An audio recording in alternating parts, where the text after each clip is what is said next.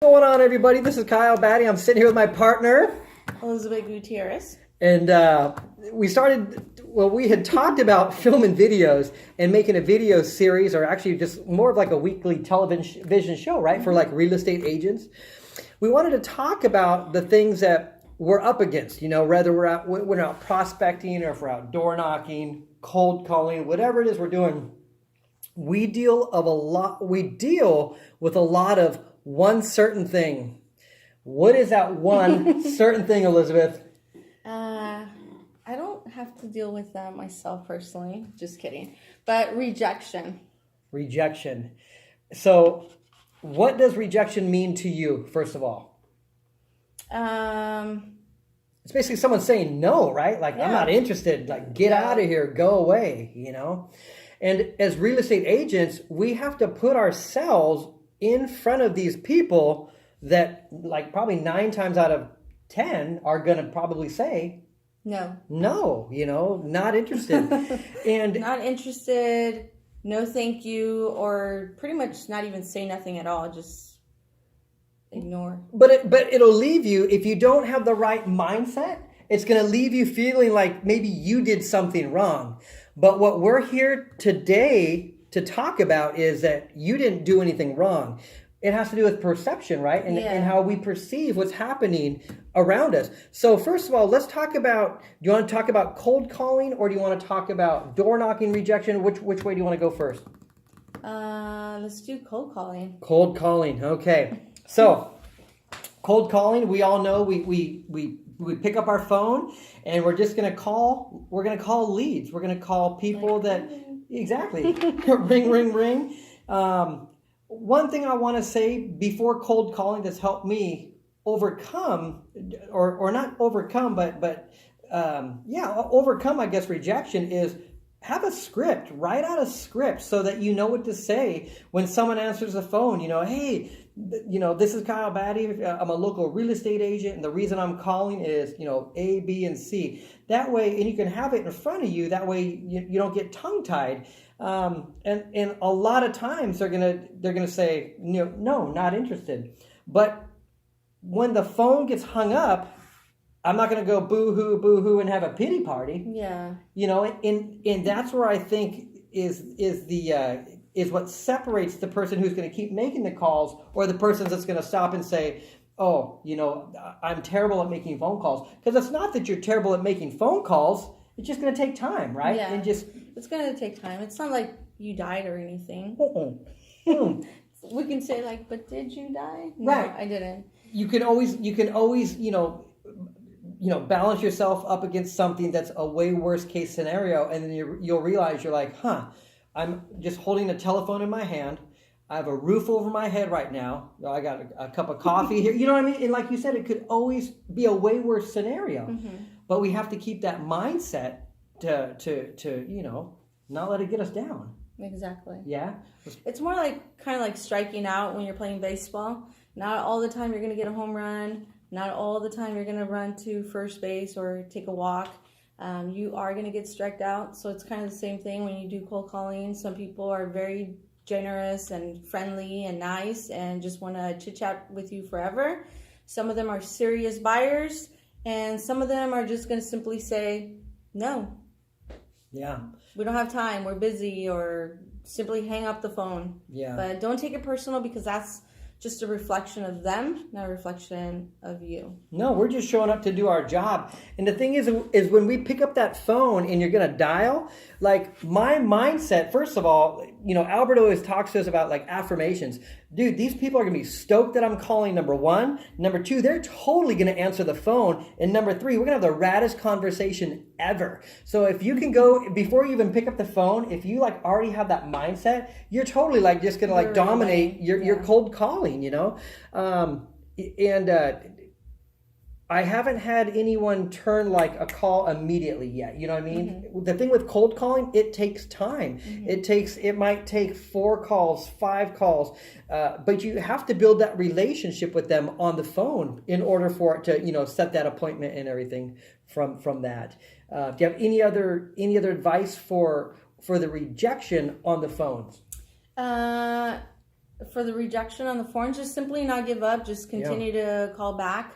Sometimes I was a witness with another agent here in town that I was shadowing, and the same thing, you know, he had notes where he had called this person 20 times, and this was like the 21st time, and this time she was actually very receptive, right? Totally. Very receptive. And not only, he was calling on a expired listing in Santa Maria. Well, she decided that she was going to keep the property in Santa Maria and said, you know what? Do you sell it in Paso Robles? And he was like, definitely. Heck yeah. So now he has a listing in Paso Robles, but he was calling on the Pismo in Santa Maria. And I was like, wow, that's crazy. It totally on the worked, 21st time of calling after rejection and rejection and rejection. We always say it's a numbers game. Right. For whatever no's, you get a yes, but, you know, just keep calling. And that's another thing is you don't know the day that person is having on the other end of the phone, right? So they could have just had the totally worst day ever. They could have just, you know, had a loss in the family, a bad day at work. I mean, it's just, and they might want to buy a home, and they might need a total real estate agent to help them out. But if they're having the worst day ever, they probably don't want to talk to anybody on the phone. They want to maybe be more in control of their, of their environment, and have that phone call come in. Oh, hey, you know what's going on? I'm a local real estate agent, and all of a sudden like, what? Get out of here. I don't have time for you right now. Well, exactly, right? But the thing is, this is being persistent. It might be that 7th call. It might be that 9th call where they just sat down. They have a glass of lemonade. They got and they're just totally relaxed and having an awesome day. You call, and at that moment, boom, all the stars are aligned, and the conversation actually continues as it should have originally started as introducing yourself. You have your scripts there, and the conversation is engaging. So instead of it being one-sided where you're trying to get in and get to know them, and they're shutting you out, they're actually receptive to you calling. So just because they hang up or say blah blah blah, go bananas on you, until they say do not call me again, I'm gonna keep calling. So if you hang up on me, I just make a little note, hung up, but I'm going to call you back in 48 hours, if not 24 hours. We'll see. But it's I'm not going to stop until, you say, hey, totally quit calling me, and that's, and like you said, it is a number game. It is. And when we say it's a number game, what do you mean? Well, you're going to have a certain amount of no's before you get a yes. Right. So, I mean, exactly. It just depends on the scenario.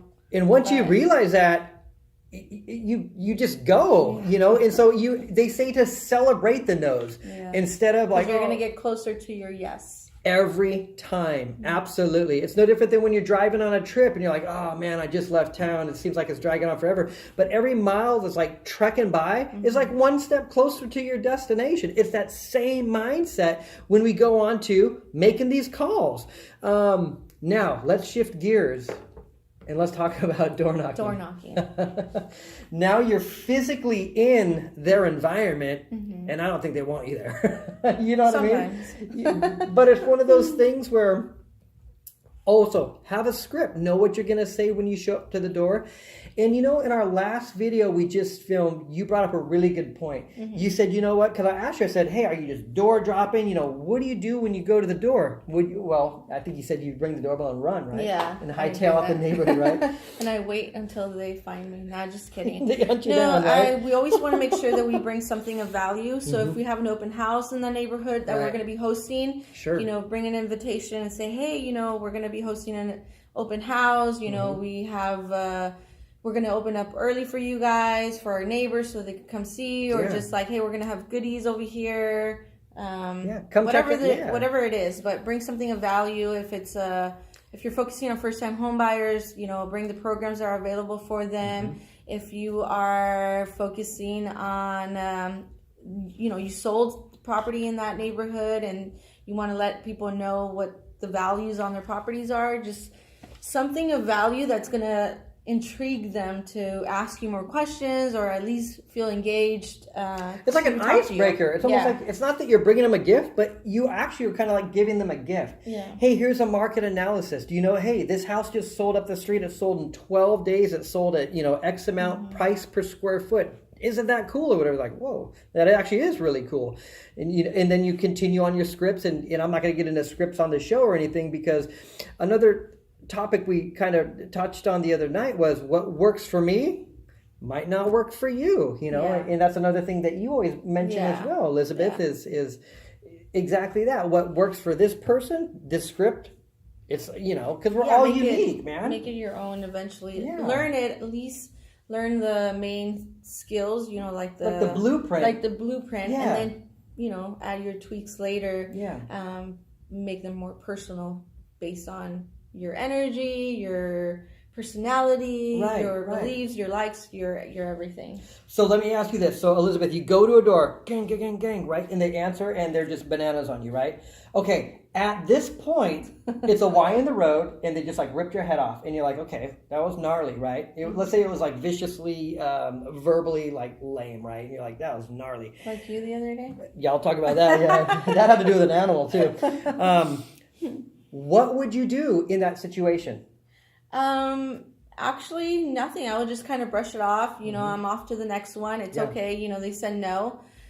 Do you take it personally? No, not at all. You totally can't. Not at all. You can't. I could if I choose to, but I choose not to, because that's going to affect my energy for the next door that I'm going to door knock on. Right, straight up. If I'm already going to be bummed out, it'll derail you, man. You'll totally be derailed. Then I'll be already with that negative mindset. Right. And they're not even going to be interested in talking to me, even if they were, just based on the energy that I portray. And again, you can't take it personally. We don't know the day that they just had. They could have just gotten a flat tire. We just don't know. I'll share one that happened yesterday. I was door knocking into Pomo, and it was in the first row of houses that I hit up, and I knocked on the door, and there was a pretty gnarly German Shepherd dog, and I could see the dog barking through the glass by the door. And I took a step back, and as I turned to the right, I saw that there was a gentleman at the back of his truck there, and he was looking at me. And it was funny. I got to watch how I say the story, because I got to stay appropriate. I'm a little dude, man, and he was a little dude too, but he had like a real tiger stance, like kind of like an aggressive stance. I should show it for the video, but I won't or whatever. And long story short, he says, you better back up. He said, that dog will shred you to bits. And that's what he said. And so, long story short, you're going to have these moments where these people, stand back and allow, the dog who's just viciously ready to shred me to bits. You're going to run into people like this, and the thing with me is I celebrated after that. I realized that this conversation is not going to go well. I don't need a house to sell. I already got one. I'm like, hey, that's cool. Have a great day. But I moved on, and I ended up going to 67 other houses afterwards. So it's like I had to celebrate that situation, not let it get me down, and just realize I don't know what's going on behind their doors. I'm in their space, and I just want to, talk about what's happening in the market in their neighborhood, and that's all I was out trying to do, But I'm proud of myself for when I was at the Y in the road. I could have had the pity party. I could have been totally bummed out, But I chose. I'm like, dude, I gotta home. And just, soaking it, man. That was gnarly. What I do sucks, no way, but man. You can't be like that. No. Dust off your sandals, and you got to move on, and then at the end of the day, you can rest assured at the end of the day that you did what you set out to do, was door knock X number of doors, and I met this many people and had conversations with actually really great people. So anyways, do you have anything else you want to add? Well, just count your blessings. And rejection is going to happen, you guys. And we have to learn to take it and just allow it to roll right off. I know that sometimes it's more easier said than done, but honestly, from my background in sales, I used to sell cars, and the same thing, they would look at me and they'll be like, who are you to sell me a car? And, I'm just looking, I'll be like, great, what are you looking for? A car, van, SUV? So then they will have to start a conversation with me, because now they can't just say nothing or just ignore me. So they'll be like, oh, a truck. 2-door, 4-door, Yeah, you're constantly engaging them. Yeah. So. And you're also coming off as the expert in the field at which you're in, currently working. Yeah. So rejection is going to be everywhere. Don't get discouraged. It gets totally easier though. It does. It We were gets talking totally about easier, that. Like, man. Yeah. we were talking about that earlier. Yeah. Like, why are they afraid of rejection? Yeah. And then I was like, you know what? I don't know, because it's not really a reflection of who we are. It's a reflection of who they are. Or, the circumstances that they're going through. We don't know what they're going through, so we shouldn't be taking it personal. Right. I mean, we're doing the exact same thing. We're door knocking on door number one. They could have been super nice. Door number 2, they could have rejected us and be like totally rude. And door number 3 could have been no answer. So, I mean, we're doing the exact same thing regardless of the fact. It's just different scenarios. So it's a reflection of this person. It was super nice on door number 1. That's who she is. Number 2 is, like I said, either they were having a bad day or it's just somebody that's negative. And it's okay. We're going to deal with that in life. Right. That's just life. But you also have to know to walk away. Don't engage. Yeah, don't let it affect you. Don't get to that level. Yeah, no. Someone's coming off bananas. Nice above it. Recognize that this situation is bananas, and You're bananas. Yeah, well, I eat a lot of bananas too. I eat a lot of those things. So, anyways, I think rejection is something that's actually beautiful, and as long as you embrace it, then you will be able to get over it. You know what I mean? And you'll be able to continue on, because this business that we are in, you're going to be dealing with rejection. Yeah. It's inevitable. Today I went to the Global Leadership Summit, and they were talking about the same thing, rejection. And embracing rejection and accepting it, it makes it easier for when you get another no. So if you get kind of excited, like, oh, I'm going to get rejected today, when you get the actual yes, it's like, okay, what's going on here? But embrace the good, the bad, and everything in between, because it's going to take you wherever you're going to go. And we always say, if you have nothing to lose, you have the world to gain. You know what I mean? And so when you walk up to that door and you're like I say those affirmations at Alberto, he says, Kyle, do those affirmations. Dude, they're totally going to Every time you make a call, every time you door knock, you say, I got this. I totally got this. They're totally going to answer. They're going to be so stoked to talk to me. And this is going to start a great relationship, with this potential client. Like, if you have that mindset, especially after the door has been slammed in your face, especially after they say, quit calling me, you crazy, I won't get into that. As soon as they say that, if you can remove yourself immediately, get right to the next house or phone call, and immediately they're going to be so stoked I'm calling. You know what I mean? They're going to be, you know what I mean? So it's like, that's the right mindset. So do you have anything else in closing this one tonight? Just positive mindset, be optimistic. Be positive, you guys. And be you. Yeah, be kind, and don't take it personally. No. Because it's going to happen. It's going to totally happen. So anyways, this is our second episode of Anchor Agents. It's amazing. This is so awesome, dude. All right. Anything else? No, that's it. Have a blessed and productive week. Yeah. And we challenge you guys out there. Go do some door knocking. Go do some cold calls. Get rejected. Yeah. Get rejected a lot. Because it's going to get closer to your yes. Yeah. The more of them, the more no's, closer to the yes. And let us know, you guys. Let us know how it's going. And that's awesome. And if you guys have any questions, concerns, or anything you guys want us to talk about, we would love to hear from you guys. You got it. What is your contact, Elizabeth Gutierrez? 805-286-6617. Sure. I'm 805-714-5473. And also, any agents out there that anybody thinking about getting into real estate, we totally support that idea, and that would be the greatest thing ever. Actually, I do want to add something really quick before we hang up. Before we close this. It's not a cold call. I know, now I'm thinking about cold calling. Okay. But I just want to let everybody know that the little things are what make the biggest things. I know this is off subject, but I wanted to say thank you to Noah, because my flowers are amazing and they smell delicious. So thank you, Noah, for my flowers. I appreciate them. What a kind gesture. Like, that's amazing. That's absolutely incredible, dude. I don't know if you guys can see. No, you're so rad, man. Look at that, dude. Look at that. And they smell delicious. Smell really good. Yeah. Anyways, it's the little things that always make the difference. So thank you. Awesome. Everyone be kind. Love each other. Have an awesome rest of the day. And thanks for tuning in to our second episode. I'm Kyle Batty, and this is Elizabeth Gutierrez. All right. Be awesome, everyone. Bye. Later.